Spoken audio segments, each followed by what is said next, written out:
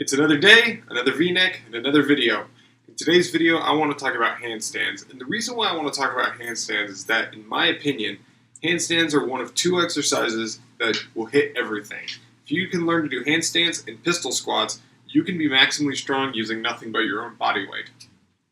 So, when getting started with a handstand, people are really often intimidated because it takes a lot of balance and a lot of strength.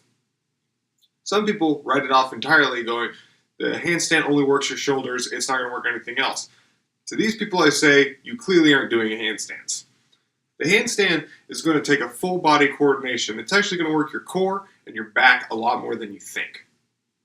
Now, the way I learned to do the handstand is I started with what's called, excuse me, I started with what's called the crow pose, which is taken from yoga. Now, what I started doing is I modified it to what's called crow pose rocks, which is where I'll put my weight back on my feet and push forward onto my hands. And what I'll do is I'll do this twice, and then on the third rep, I will try to hold the rep as long as possible. And then after that, I will release, shake it out for about 30 seconds to a minute, and then I'll go again.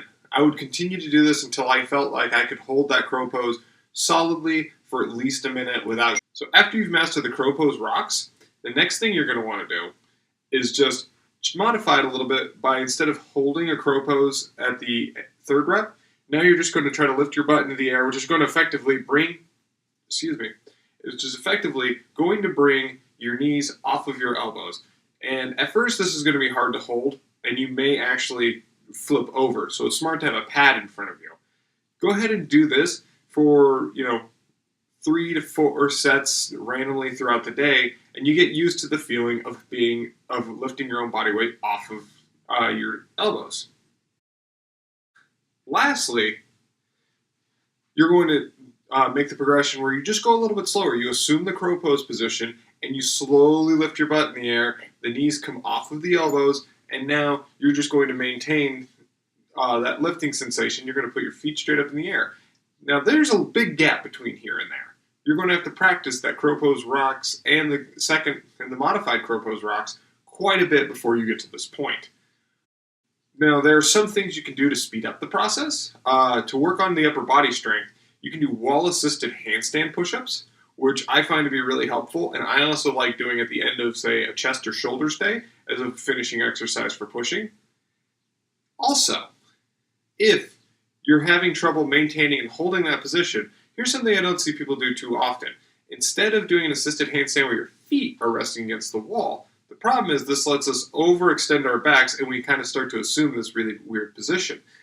Instead, take a box that they use for box jumps, position it against the wall, and you want it to be about waist high, and then go ahead and do an assisted handstand against that, so that the only thing actually touching the box that's being assisted is actually your back. What this will do is teach you where you need to generate tension in order to hold the handstand position. If you allow your feet to touch the wall whenever you do an assisted handstand, the problem is we assume this overarched position, and we just kind of get good at balancing ourselves by assuming this crescent shape, and that's not really going to be the strongest way to learn how to do the handstand. So, in summary, we want to start with a quick crow pose rocks, nice easy exercise, and you can do this as many times as you want throughout the day. What I would do when I was learning was I would drop down and I'd do a few sets of this crow pose rocks, 3 sets consecutively, basically until I started to feel a bit of a burn, and then I would stop. A couple hours later, I'd do it again.